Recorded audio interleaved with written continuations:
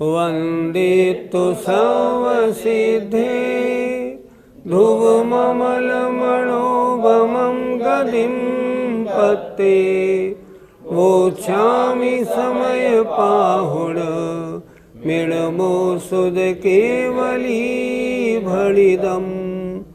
पंच परमेष्ठी भगवान की जय। पिछली ज्ञानशाला में बताया था राग द्वेष आदि रूप परिणमन नहीं करता हुआ ज्ञानी ज्ञानी रूप रहता है।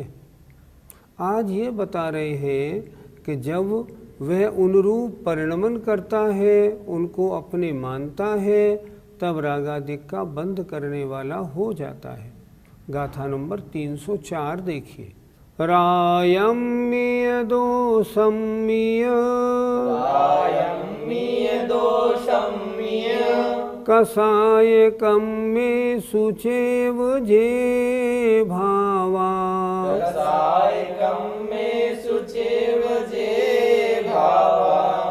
ते मम दुपरिणमन्तो रागादि बंध दे चेदा।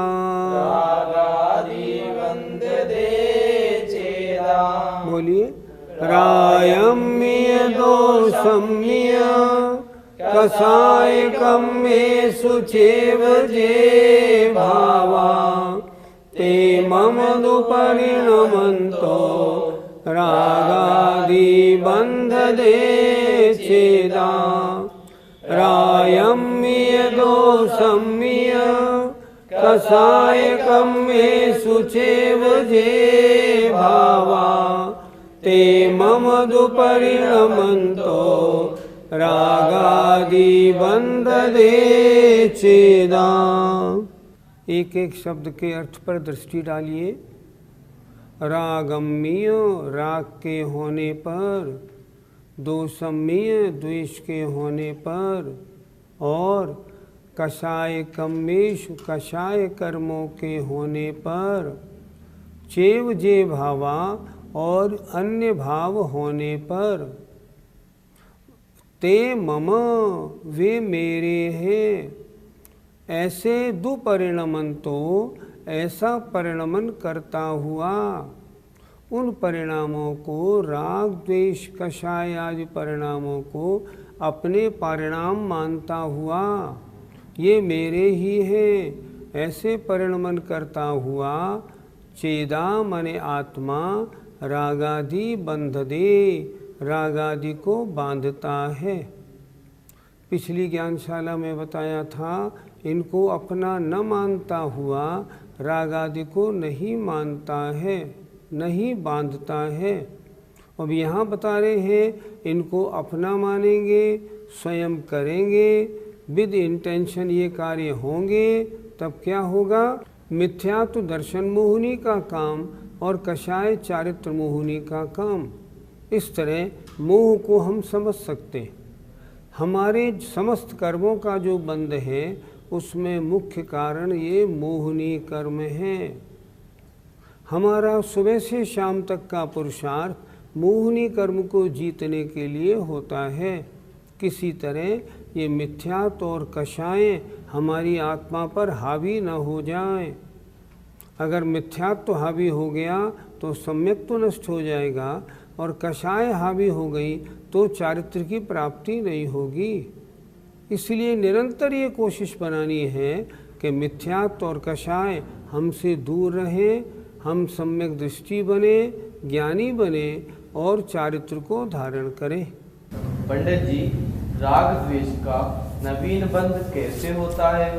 जब हम स्त्री पुत्र धन मकान आदि में राग करते हैं तो राग का बंध होता है। जब किसी के साथ द्वेष करते हैं तो द्वेष का बंध होता है। जैसा कारण वैसा कार्य, जैसे परिणाम वैसा बंध। हम जैसे कार्य करते हैं तदनुसार बंध होता है।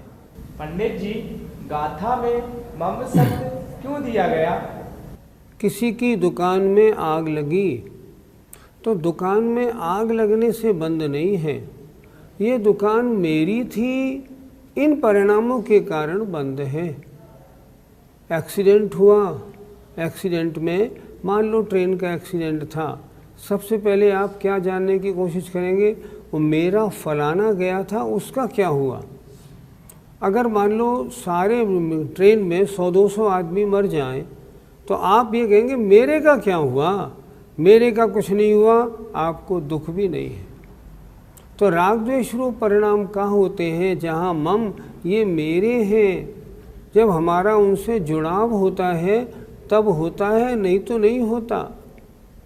इसलिए आचार्यों ने बहुत स्पष्ट लिखा है, रत्तो बंधरिकम्मम मुंचद जीवो विराग संपन्नो ऐसो जीर्णोपदेशो तम्मा कम्मेसु मारज्य। रत्तो बंधरिकम्मम, जो रागी है, जो जुड़ता है वह कर्म को बांधता है, जो नहीं जुड़ता है कर्म को नहीं बांधता। मुनि महाराज के सामने कोई कुछ भी कर डाले। सुनते हैं जब रावण ने ध्यान लगाया था बहुरूपणी विद्या सिद्ध करने के लिए, तब उसके सामने उसको ध्यान से भ्रष्ट करने के लिए उनकी स्त्रियां, उनकी रानियों को नकली विद्या से बनाया गया। उनके सामने उनकी बाल खींचते हुए, कपड़े खींचते हुए दुर्दशा रोते हुए दिखाई गई। लेकिन रावण ने उन परिणामों, उन सारी निमित्तों के ऊपर बिल्कुल गौर नहीं किया और अपने ध्यान में लगा रहा और विद्या सिद्ध हो गई। कैसा ध्यान था? पद्म पुराणकार लिखते हैं, रविशेन महाराज, अगर ये ध्यान सांसारिक भोगों के लिए नहीं लगाकर वह दशानन मोक्ष के लिए लगाता, निश्चित रूप से मोक्ष की प्राप्ति हो जाती। लेकिन उद्देश्य गलत था। लेकिन जो उद्देश्य था उसकी प्राप्ति तो हो ही गई, उनने बहुरूपणी विद्या सिद्ध कर ली।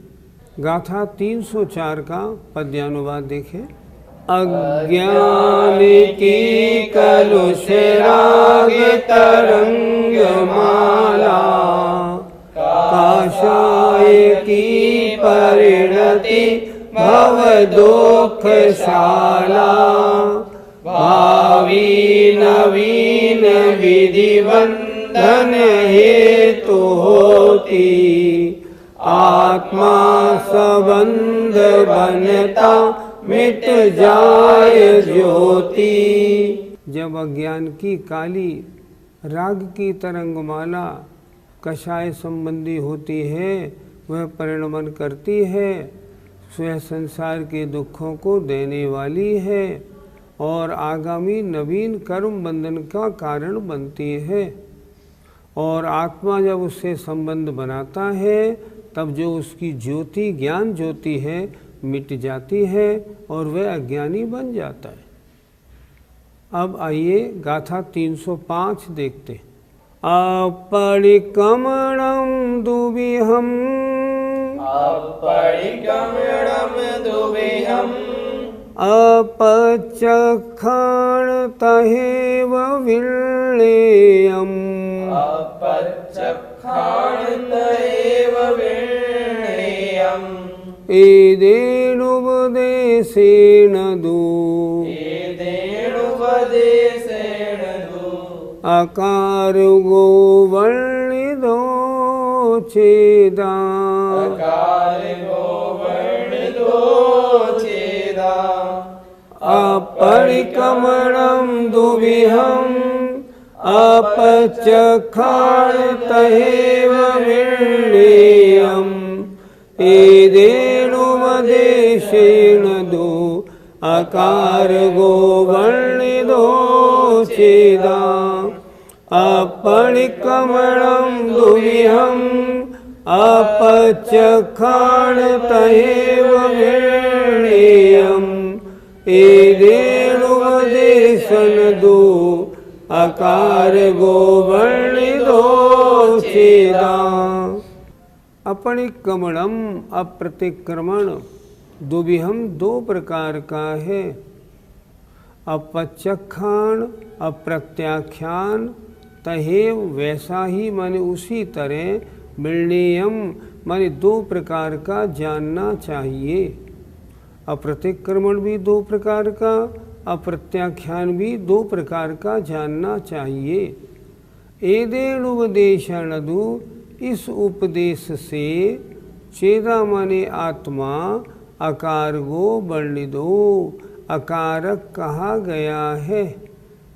फिर देखें एक बार, अपरिक्रमणम दुविहम अप्रतिक्रमण दो प्रकार का है।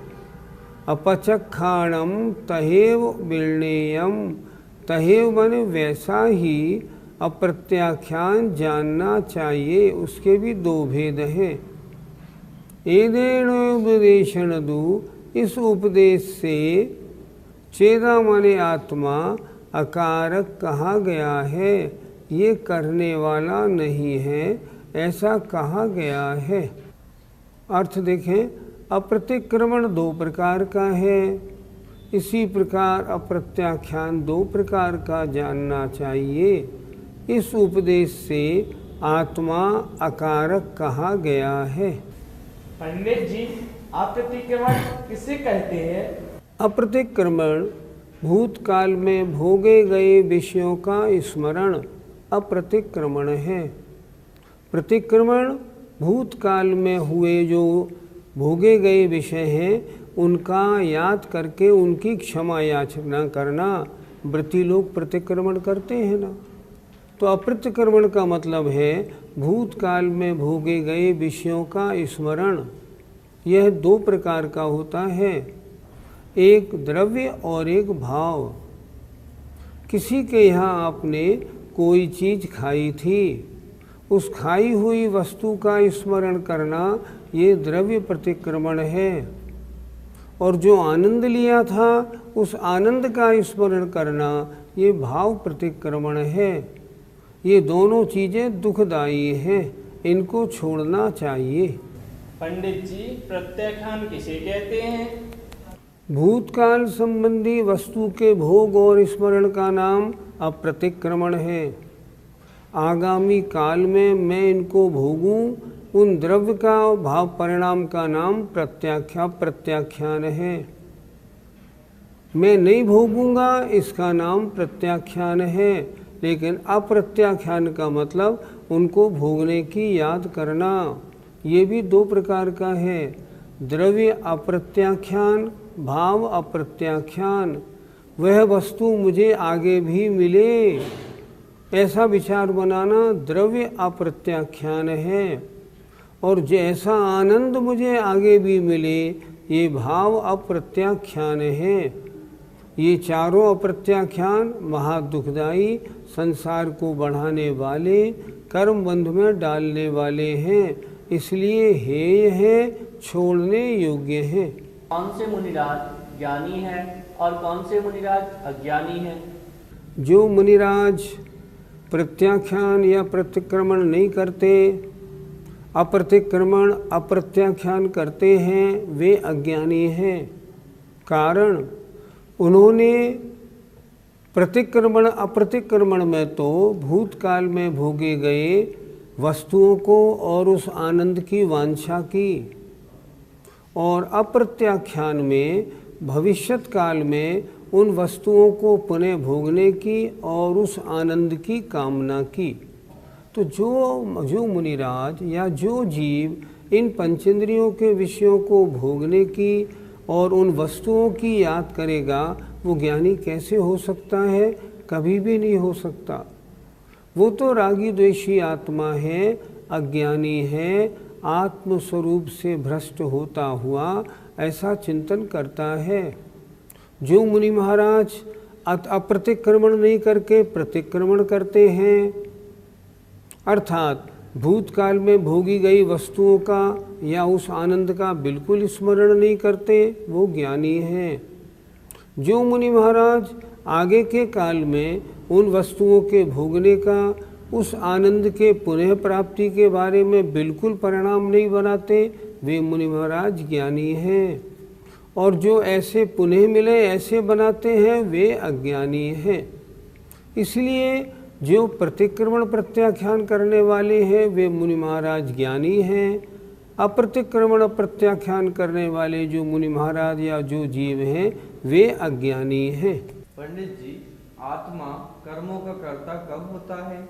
जब वो आत्मा अप्रतिक्रमण अप्रत्याख्यान करता है, तब कर्मों का करता है। अर्थात भूतकाल में भोगे गए विषयों का स्मरण करता है या भूतकाल में लिए गए आनंद का स्मरण करता है, कर्मों का करता है। आगामी काल में वे वस्तु मुझे प्राप्त पुनः हो ऐसी वांछा करता है या ऐसा आनंद मुझे फिर मिले ऐसा भाव बनाता है, कर्मों का करता है। जो मुनि महाराज भूतकाल में भोगे गए विषयों का रंच मात्र भी स्मरण नहीं करते, पंचेंद्रियों के भोगों की याद नहीं करते, वे ज्ञानी हैं, कर्मों के कर्ता नहीं हैं। जो मुनि महाराज आगामी काल में भी पंचेंद्रियों के विषयों को भोगने की वांछा या जैसा आनंद मैंने भोगा था वैसे आनंद प्राप्ति की वांछा नहीं करते, स्मरण भी नहीं करते, आगामी काल में वांछा नहीं करते, वे मुनिराज ज्ञानी हैं। ज्ञानी और अज्ञानी मुनि महाराज में इतना फर्क है। मुनि की दृष्टि में तो पंचेंद्रिय के विषय हेय हैं, जभी तो वो छोड़ के आए हैं। चक्रवर्ती ने अपना इतना ठाट बाट, इतनी भोग सामग्री क्यों छोड़ी? क्योंकि उसने उनको आसार जाना कि नहीं, ये मेरे कोई भी नहीं है, ये मेरे मतलब के नहीं हैं, ये मेरी आत्मा का पतन कराने वाले हैं। तभी तो उसने छोड़ा, नहीं तो क्यों छोड़ा? इसीलिए छोड़ते हैं। उपपर्णोदय भोगे वियोग बुद्धि तस्य सोणिच्यम कंखामणागदस्य उदयसन कुवदेणाणी। जो कर्म के उदय से जो भोग प्राप्त हुए हैं, उनमें तो आसक्ति नहीं होती। किसके? ज्ञानी के। और आगामी काल में मुझे भोग पुनः प्राप्त हों, उनकी वांछा नहीं होती। ज्ञानी ऐसा होता है। और अज्ञानी जो प्राप्त विषय भोगों को भोगता है आसक्ति पूर्वक, और ये आगे भी मुझे प्राप्त होते रहें, ये नष्ट न हो जाए, जो निरंतर ऐसा विचार रखता है, वो अज्ञानी है। ज्ञानी के कर्मबंध नहीं होता, अज्ञानी के कर्मबंध होता है। पंडित जी, इस प्रसंग से हमें क्या सीखना चाहिए?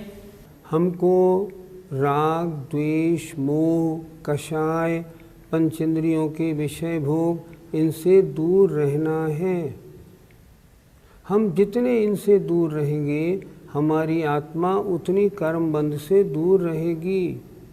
हम गृहस्थी हैं, हम इनको पूरा तो नहीं छोड़ सकते, फिर भी जितना छोड़े उतना अच्छा है। कल परसों की बात है, एक महिला मिली, मैंने उनसे पूछा, इतनी जल्दी मंदिर से घर क्यों जा रही है? 10-15 मिनट मंदिर में रुक के। उन्होंने उत्तर दिया, कुछ नहीं, मैंने घर पे कुछ काम है क्या? बोले नहीं, घर में कोई है ही नहीं। तो मैंने कहा आज खाना बनाना होगा। आज खाना भी नहीं बनाना, खाना भी एक दूसरे रिश्तेदार के यहाँ खाना है, फिर घर भागने की जल्दी क्यों है? उनकी बोलती बंद थी। ये परिणाम गलत हैं। हमारे पास दो ही उपयोग करने के हैं, शुभोपयोग और अशुभोपयोग। हम अपने मन वचन काय को अच्छे कार्य, धार्मिक कार्यों में लगाएं, हम अपने मन वचन काय को सांसारिक कार्यों में लगाएं। ध्यान से सुनने वाला विषय है। अगर ये विषय हमने जीवन में उतार लिया ना, तो जीवन हमारा सफल हो जाएगा। हम इतना तो करें ना, किसी भी प्रकार से अपने अशुभ कार्यों को, मन वचन काय की सांसारिक प्रवृत्ति को कम करें। मन वचन कायी की धार्मिक प्रवृत्ति को बढ़ाएं। जैसे जैसे उम्र बढ़ती जाए संसार के कार्यों में उलझना बंद करें, धार्मिक कार्यों में समय देना ज़्यादा शुरू करें। ऐसा करेंगे तब तो हम ज्ञानी हैं। और जैसे के तैसे बने रहे, संसार के फजीते में फंसे रहे तो अज्ञानी हैं। एक बात मुझे बहुत बार स्मरण आती है। हमने शिविर लगाया था गोटे गांव। सुबह मॉर्निंग वॉक पे जब मैं घूम के निकला और लौट रहा था तो मैंने देखा एक कपड़े की दुकान थी, दिगंबर क्लॉथ स्टोर। मैंने कहा दिगंबर नाम लिखा है तो जैनी की होगी। सुबह 5:30-6 बजे का टाइम था। मैं गया तो मैंने देखा वहाँ एक 70-75 वर्ष के वृद्ध महानुभाव सब कपड़े की दुकान को झाड़ रहे थे। मैं बैठ गया, मैंने पूछा बाबा क्या कर रहे हो? बोले क्या बताएं, बेटे तो पूजा पाठ करके आते हैं 10-11 बजे तक दुकान पे, मुझे दुकान बंद नहीं देखी जाती। मैं किसी ग्राहक का लौटना बर्दाश्त नहीं करता, इसलिए मैं मंदिर न जाके दुकान पे आ जाता हूँ। मन बहुत दुखी हुआ। मैंने फिर पूछा बाबा इस समय सुबह 6 बजे कौन ग्राहक आता होगा? उनका जवाब सुन के मेरा दिल हिल गया। बोले कोई न कोई कफन लेने वाले तो आ ही जाते हैं। गजब हो गया। हमने अपने मनुष्य जन्म को कितना अपना अच्छा मनुष्य जन्म किन कारणों में लगा दिया। नहीं, गलत, बिल्कुल गलत। छोड़ दें। जैसे उम्र बढ़ती जाए सांसारिक कार्य कम करते जाएं, धार्मिक कार्य बढ़ाते जाएं। धार्मिक कार्यों में 2 घंटे देते थे, अब 3 घंटे दें, अब 4 घंटे दें, अब 5 घंटे दें। बढ़ाते जाएं तब जीवन सफल है, अन्यथा तो व्यर्थ है। गाथा 305 का पद्यानुवाद देखिए। होता द्विधा परम पाप अप्रत्यख्यान, हे भव्य दो क्रमण अप्रतिहि सुजान। माना गया इसलिए मुनि वीतरागी, है कर्म का वे अकारक संग त्यागी। इन्होंने अप्रत्याख्यान अप्रतिक्रमण को परम पाप लिखा आचार्य ने। और मुनि महाराज इन दोनों पापों को छोड़ देते हैं, इसलिए वे वीतरागी हैं। जय जिनेन्द्र।